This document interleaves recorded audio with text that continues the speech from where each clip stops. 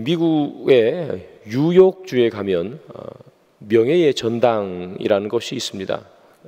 그 명예의 전당은 미국에서 프로야구를 한 사람들 중에서 아주 뛰어난 성적을 거둔 사람들이 거기 명예의 전당에 들어가게 되어 있습니다. 이 명예의 전당에 들어가려면 보통 야구를 잘해서 되는 문제가 아니고요, 정말 뛰어나게 잘해야 합니다. 거기 들어가는 절차가 정말 까다로운데요, 어떻게 그 명예의 전당에 들어갈 수 있는가 하면 프로야구를 전담하는 기자들 약 400여 명이 넘는다고 하더라고요. 그 사람들이 투표를 해서 75% 이상을 받아야 명예의 전당에 자기 이름을 올릴 수가 있게 되는 겁니다. 4분의 3 이상의 투표를 받는다는 건 사실은 상당히 어려운 일이에요.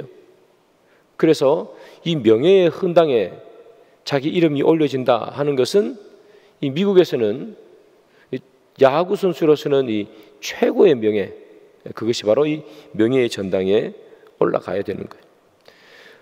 성적만 뛰어난다고 되는 문제가 아니라 또한 그 사람이 야구 선수로 있을 때에 어떤 나쁜 일을 한다거나 인성이 좋지 않다거나 그래서 어떤 사건에 휘말렸다거나 하면 또한 거기에 들어가지도 못합니다. 그래서 야구 실력과 그의 삶이 올바르게 될 때 그때 이 75% 이상을 투표를 받아서 명예의 전당에 들어가게 되는 거죠. 이 세상에 명예의 전당이 있습니다. 그러나 이 하나님의 나라에도 이와 같은 명예의 전당이 있습니다. 그 기도도 이 세상처럼 아무나 들어갈 수 있는 곳은 아닙니다. 들어가는 게 상당히 까다롭습니다. 이 하나님 나라의 명예의 전당이 성경에 기록되어 있는데 그것이 어딘가 하면 바로 히브리서 11장입니다. 히브리서 11장 믿음의 장 이렇게 부르죠. 우리가 아는 것처럼 아담부터 시작해서 아브라함, 노아, 모세 등등의 사람이 이 히브리서 11장에 이 믿음의 명예의 전당에 이름을 올리는 사람들이죠. 이 세상의 명예의 전당이나 또는 이 믿음의 명예의 전당이나 똑같이 들어가는 것은 상당히 어렵습니다. 그러나 그 둘 사이에는 차이점이 존재합니다. 어떤 차이점인가? 히브리서 11장 36절을 한번 봅니다. 또 어떤 이들은 조롱과 채찍뿐 아니라 결박과 옥에 갇히는 시련도 받았으며 이렇게 기록하죠. 히브리서 12장 1절도 한번 더 봅니다. 이러므로 우리에게 구름같이 허다한 정인들이 있으니 모든 무거운 것과 얽매이기 쉬운 죄를 벗어버리고 인내로서 우리 앞에 당한 경주를 하며. 히브리서 11장을 읽다 보면 많은 믿음의 명예의 전당에 들어가는 사람들의 이름을 보는데 방금 읽었던 본문을 보면 이렇게 기록되어 있습니다. 또 어떤 이들은, 그리고 12장에 보면 구름같이 둘러싼 허다한 정인들. 이게 바로 세상의 명예의 전당과 믿음의 명예의 전당과의 차이죠. 세상의 명예의 전당은 유명한 사람만 들어갑니다. 그러나 믿음의 명예의 전당에는 또 어떤 이들은 이름이 나타나지 않습니다. 구름같이 둘러싼 허다한 정인들, 그들의 이름이 기록되어 있지도 않습니다. 무명의 사람도 들어가는 곳, 그것이 믿음의 명예의 전당입니다. 그래서 저와 여러분들도 엄청나게 유명한 사람들은 아니지만 하나님 나라의 믿음의 명예의 전당에 들어갈 수 있는 것은 우리가 비록 무명의 성도들이라도 하나님께서는 믿음의 명예의 전당에서만큼은 문을 활짝 열어놓았기 때문에 우리는 그곳에 입성할 수 있는 것이지요. 이것이 바로 세상의 또 교회의 차이점이죠. 이름이 없어도 알려지지 않아도 명예의 전당에 들어갈 수 있는 곳, 그것이 하나님의 나라입니다. 오늘 본문에만 봐도 믿음의 이 명예의 전당에 들어갈 무명의 사람이 등장하죠. 오늘 본문에 일어났던 일은 다윗이 왕이 된 초기에 일어나는 일입니다. 이 이스라엘의 영원한 적국이죠. 이 블레셋이 이 곡식을 약탈하기 위해서 이스라엘을 침범했습니다. 이스라엘 땅에 이 약간 비옥한 곳이라고 불릴 수 있는 이 르바임 골짜기를 그들이 차지하며 진을 쳤습니다. 그리고 그때 이미 베들레헴은 이 블레셋 수비대가 주둔하고 있고 이 베들레헴을 장악하고 있었습니다. 이때 다윗은 어디에서 그들과 싸우고 있느냐? 아둘람 굴에서 이 지휘소를 차리고 이 블레셋과 지금 대치하고 있는 그런 상황입니다. 이 이스라엘 군대, 이 블레셋 군대가 서로 딱 대치하고 있으니까 군사적 긴장감이 엄청나게 상승하고 있는 그때죠. 그때 이 다윗이 전황을 이렇게 살피면서 혼잣말로 되뇌이는 말이 있습니다. 이렇게 말합니다. 저기 베들레헴 성문 곁에 우물이 하나 있는데 누가 거기 우물물 좀 갖다 주면 참 좋겠다. 그렇게 얘기하죠. 베들레헴 곁에 있는 우물물 그거 한번 마시고 싶구나. 이 다윗이 왜 그런 이야기를 했는가? 맥카터라는 신학자가 이렇게 말합니다. 아마도 다윗은 어렸을 때 추수와 목마름을 적셔주었던 고향의 샘물에 대한 생각이 떠올랐을 것이다. 베들레헴은 다윗의 고향입니다. 지금 다윗이 진치고 있는 아둘람 굴은 베들레헴과 그렇게 멀리 떨어져 있는 곳이 아니에요. 그곳에서 진을 치고 있고, 그런데 한번 가보려고 해도 이 블레셋 수비대가 가로막고 있으니 갈 수가 없는 거예요. 그러니까 고향 생각이 나는 거예요. 그곳에 가서 어렸을 때 먹었던 우물물 마시면 정말 시원하겠구나. 그렇게 이야기하는 거예요. 여러분, 이 다윗이 말한 이 말, 베들레헴 성문 옆에 있는 우물물 먹고 싶다. 이 말은 명령한 말이 아니에요. 그냥 혼잣말로 되뇌인 독백 같은 말이에요. 어떻게 지휘관이 그 명령을 하겠습니까? 적군이 꽉 있는데 거기 물 한 모금 먹고 싶다고 자기 부하를 보내는 그런 장수는 없죠. 혼잣말로 되뇌었을 뿐입니다. 고향이 그리웠기 때문이죠. 여기 계신 분들도 고향이 서울인 분도 있겠지만 고향을 떠나오신 분들도 있을 겁니다. 서울에서 사역하면서 부산에서 사역할 때와 차이점이 여럿 있겠지만 큰 차이가 하나 뭐냐 하면 장례식에 대한 차이더라고요. 장례식을 하는 것은 뭐 다 비슷하지만 제가 부산에서 사역할 때는 장례식이 있으면 거의 95% 부산에서 장례식이 있었습니다. 근데 서울에서 사역하니까 80%는 서울에서 장례식이 있는 것이 아니라 다 지방에서 있더라고요.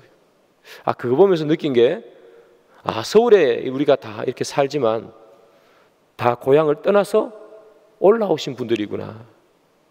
그러니 부모님이 이 시골에 계시니까 장례식이 있으니까 다 시골로 가는 거 아니겠어요?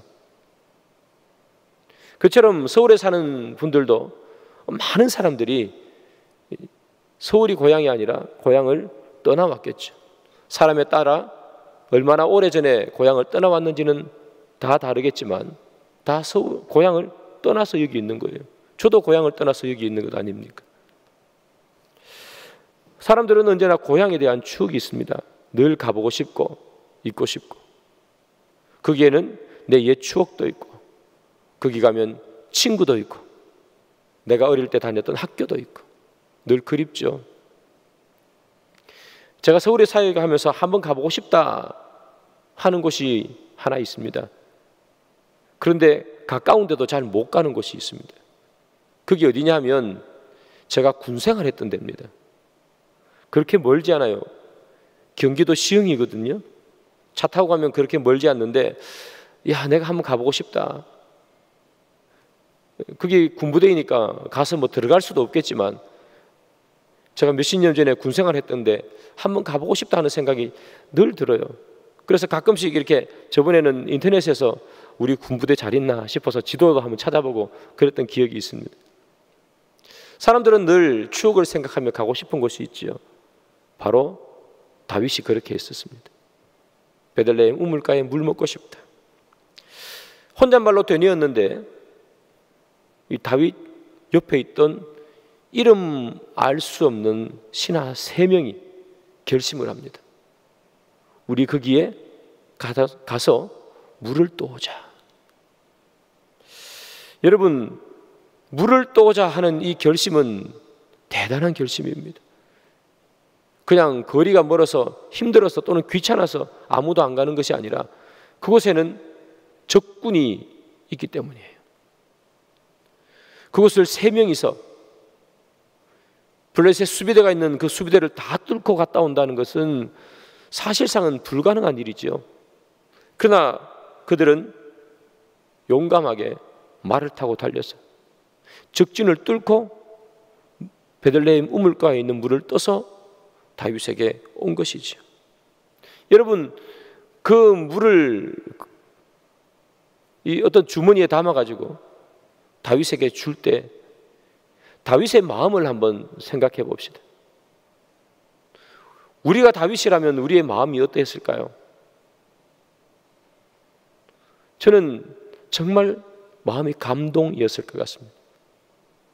정말 내 마음이 시원했을 것 같습니다.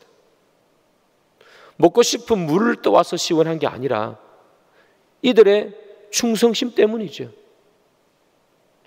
어떻게 목숨을 걸고 물을 떠올 수 있느냐? 다윗 진영에 물이 없어서가 아니죠. 다윗 진영에도 물이 충분히 있습니다. 그 물이 뭐라고? 마시면 똑같은 물인데 그곳까지 가서 목숨을 걸고 오느냐? 다윗의 마음에는 이런 마음이 있었겠죠. 내가 저들과 무슨 일을 못하랴? 그런 마음이 다윗 마음에는 있었을 겁니다. 다윗의 마음이 감동이었을 거고, 다윗의 마음이 뜨거워지는 순간이었고, 또 다윗의 마음이 시원케 되는 순간이었죠. 나에게도 이런 부하들이 있구나. 물 한 모금 때문에 목숨을 거는 이런 부하들이 나에게도 있구나. 이 물을 떠서 그들은 다윗에게 주었죠. 다윗이 그 물을 받으면서 이렇게 말해요. 이 물은 목숨을 걸고 갔던 이들의 피가 아니냐. 다윗은 그 물을 보면서 그들의 목숨, 그들의 피를 생각한 거예요. 이들은 다윗에게 물을 주었겠지만, 그러나 다윗은 그들이 자기에게 준 것은 물이 아니라 그들의 마음이었구나. 그들의 충성이었구나. 그들의 목숨이었구나. 이 물은 물이 아니라 나를 향한 그들의 마음이요 충성이구나. 다윗은 그렇게 생각한 거예요. 어떻게 하면 우리가 하나님의 마음을 시원하게 할 수 있을까? 하나님께서 정말 우리에게 받기를 바라시는 것은 무엇일까? 호세아 선지자는 이렇게 얘기합니다. 나는 인애를 원하고 제사를 원하지 아니하느니라. 하나님께서 우리에게 무엇보다 받고 싶은 것은 우리의 마음이지요. 내가 저들과 함께 있으면 어떤 일이든 하지 못하랴. 내가 저들과 함께 있으면 무슨 일이든 두려우랴. 내가 무슨 일을 저들에게 맡기지 못하랴. 저들에게 나에게 준 것은 예배 드리는 것, 예배 가운데 헌금하는 것, 그것이 아니라 마음을 주는구나. 마음이 있기에 예배를 드리고, 마음이 있기에 헌금도 드리고, 마음이 있기에 봉사도 하는구나. 하나님께서 우리에게 받고 싶은 것은 제사가 아니라 인애라는 거예요. 마음이라는 거죠. 마음을 줄 때만큼 우리의 영혼을 시원하게 하는 것이 어디 있습니까? 여러분, 다른 사람의 마음을 받아보셨습니까? 마음을 받으면 그 마음이 얼마나 시원해요. 얼마나 기뻐요. 얼마나 감동이에요. 마음을 받는 것보다 더 우리의 마음을 기쁘게 하는 것은 없는 거예요. 마음을 준다는 것은 다 준다는 거기 때문에 그래요. 여러분, 예수님도 하나님께 무엇을 드린 거예요? 마음을 드린 거죠. 자기의 아들을 십자가에 달리도록 그냥 내버려 두신 하나님 아닙니까? 예수님께서 언제 하나님께 불평을 했습니까? 불만을 했습니까? 계획을 변경시켜달라고 이야기를 했습니까? 3년 동안 묵묵히 그는 하나님께서 그에게 주신 길을 걸었을 뿐입니다. 불평하면 얼마나 아버지의 마음이 아플까요? 하나님께 왜 내가 이것을 도대체 해야 됩니까? 하면 하나님의 마음이 얼마나 아플까요? 예수님은 그렇지 않으셨습니다. 온전히 아무런 불평 없이 십자가에 달리시면서 내가 다 이루었다, 그렇게 이야기하는 거죠. 예수님도 그의 마음을 하나님께 드린 거예요.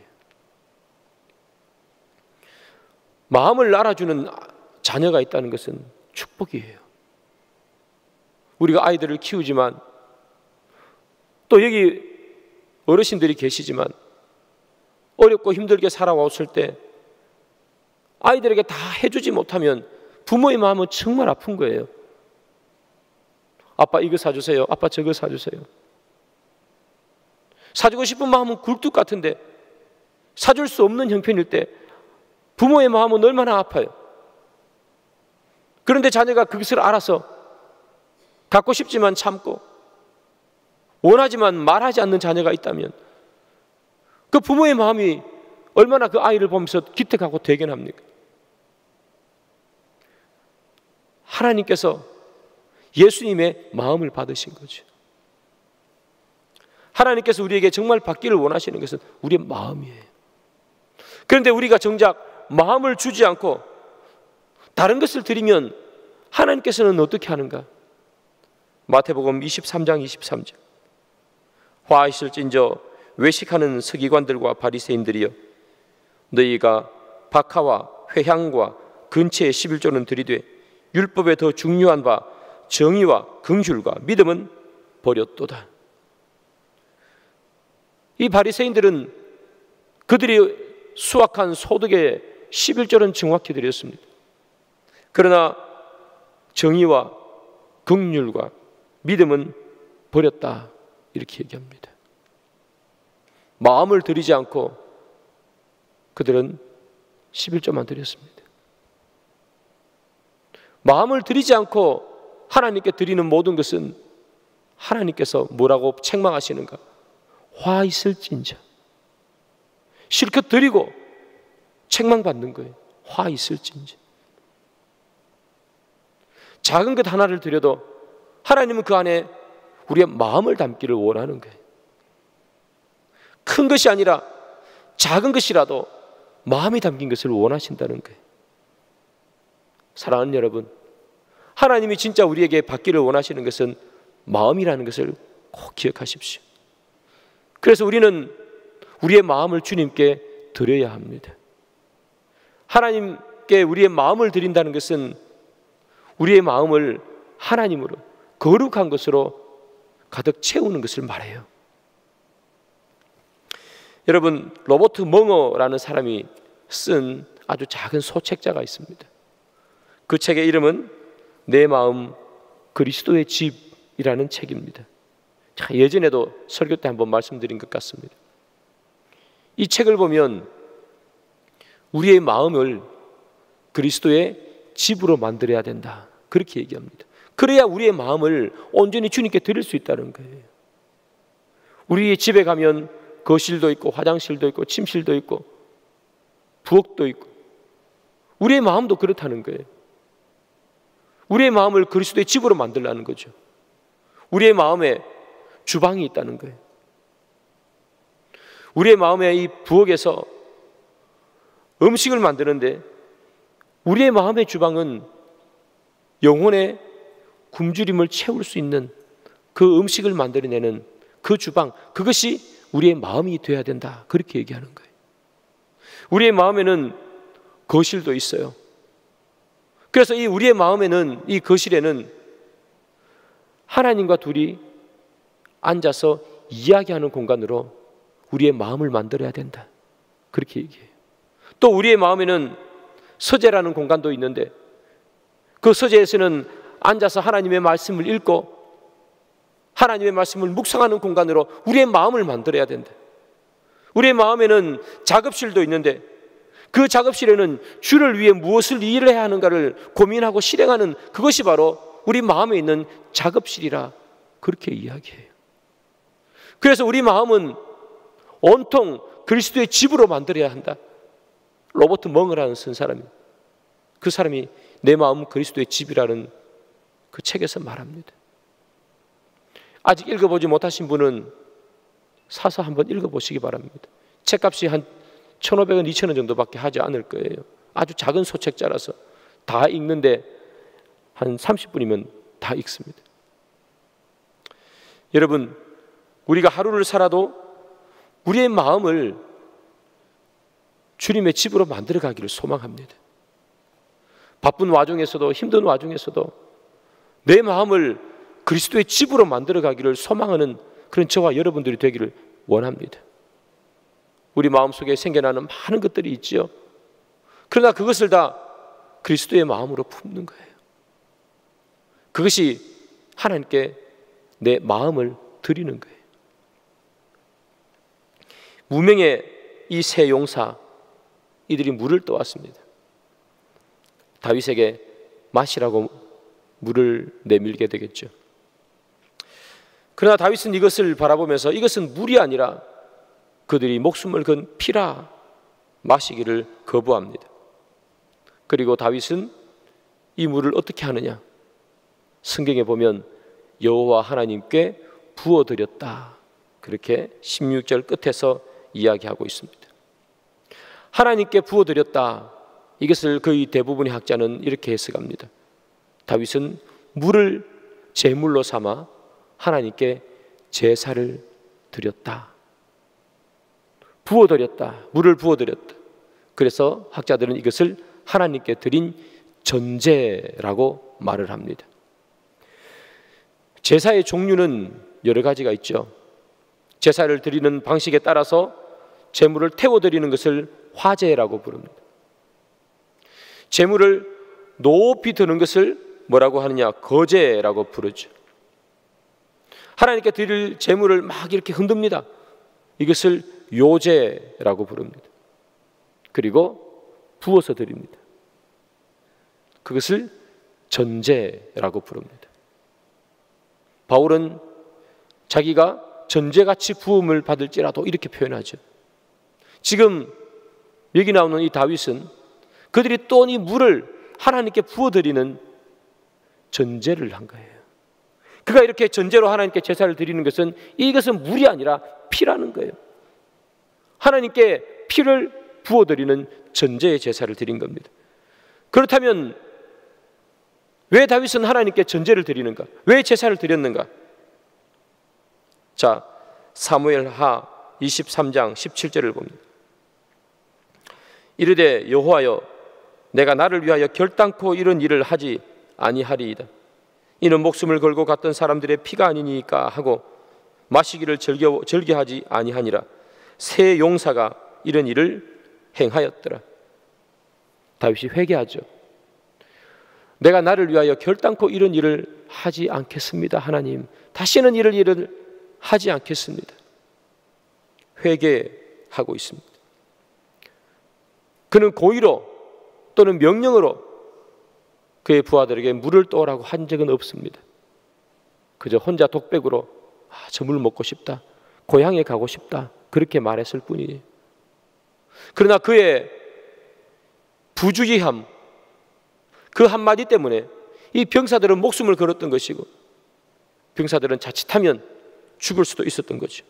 그래서 그는 물을 먹지 않았습니다.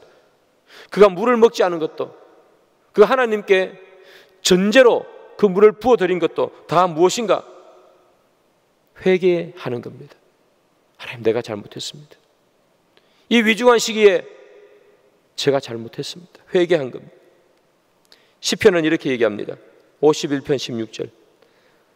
하나님께서 구하시는 제사는 상한 심령이라.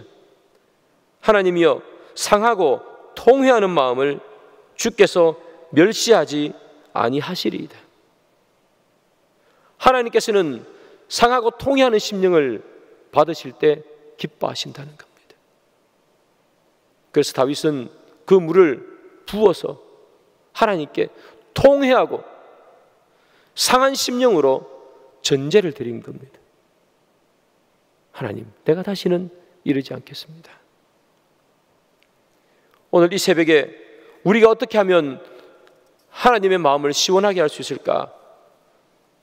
그것은 우리의 부족함을 하나님께 내어놓을 때입니다. 우리가 대단한 무엇인가를 할 때, 멋진 일을 했을 때 하나님께서는 크게 기뻐하실 겁니다. 동시에 우리가 돌이킬 때, 회개할 때, 우리의 부족함과 연약함을 주님 앞에 내어놓을 때 하나님은 그만큼 기뻐하시는 것이 또 없을 겁니다. 이들이 그들의 잘못을 깨달았구나. 수천 년 동안 이스라엘 백성들은 그들의 잘못을 깨닫지 못해서 나라가 멸망하지 않았습니까? 얼마나 많은 선지자들이 와서 그들에게 선포합니까? 너희들이 지금 잘못하고 있다. 회개하라. 세례 요한도 이 땅에 와서 선포했지 않습니까? 회개하라. 천국이 가까웠느니라. 그러나 회개한 사람이 많습니까? 회개하지 않은 사람이 많습니까? 거의 대부분 회개하지 않습니다. 거의 대부분 그들의 잘못을 돌아보지 않습니다. 하나님의 마음을 정말 시원케 하는 자는 내 잘못을 주님 앞에 내어놓을 때 하나님, 내 마음을 통회하고 자복하는 심령으로 주님 앞에 내 마음을 내어놓습니다. 이것만큼 하나님의 마음을 시원케 하는 것이 없다는 이야기예요. 왜냐하면 회개하는 것은 용기가 필요하기 때문입니다. 보이지 않는 하나님께 회개하는 것이 할지라도 용기가 있지 않으면 우리는 회개하지 못합니다. 내 마음을 내려놓지 않으면 회개하지 못합니다. 하나님께서는 통회하는 심정, 자신의 부족함을 온전히 하나님 앞에 내어놓는 그 심령을 하나님께서는 기쁘게 받으시는 거예요. 내가 원하는 것은 제사가 아니라 상하고 통회하는 심령이라 그렇게 말하지 않습니까? 사랑하는 여러분, 우리는 세상에 살면서 늘 잘못하고 살아갑니다. 누군가를 미워하기도 하고 또 어떤 일을 잘못하기도 하고 내 이익 때문에 말씀을 거스려 살아가기도 합니다. 그러나 하나님께서 그것을 회개하기를 원하신다는 것은 우리가 누구보다 잘 알고 있습니다. 그러나 우리는 용기가 없어서, 보이지 않는 하나님 앞에 용기가 없어서 회개하지 못할 때가 있습니다. 우리 오늘은 이 회개의 시간이 있기를 바랍니다. 하나님, 내 잘못을 용서해 주십시오. 하나님, 오늘 하루 동안에 내가 어제 또는 내가 계속해서 지어오는 이 부족한 이 죄를 주님 앞에 오늘도 끊어내지 못하고 어제도 끊어내지 못했습니다. 때로는 하나님, 죄가 죄인 것을 알면서도 그것을 계속해서 붙잡고 그것이 나를 기쁘게 하기에, 그것이 나를 즐겁게 하기에 붙잡고 살아갈 때가 있습니다. 용서하여 주옵소서. 우리가 하나님 앞에 회개의 기도를 드릴 때 하나님의 마음은 너무나 시원하고 기쁠 거예요. 너희들이 십자가의 의미를 깨달았구나. 말씀의 결론을 맺습니다. 이 무더운 여름에 어떻게 하면 우리가 우리의 마음도 시원해지고 하나님의 마음을 시원하게 할 수 있을까? 다름이 아니라 우리의 마음을 하나님께 드릴 때, 우리의 부족함과 연약함을 하나님께 내어놓고 주님께 용서를 구할 때, 그때 하나님께서는 기뻐하시는 것이고 주의 마음을 시원케 하는 줄 믿습니다. 그런 오늘 이 새벽 이 기도의 시간이 되기를 주님의 이름으로 축복합니다.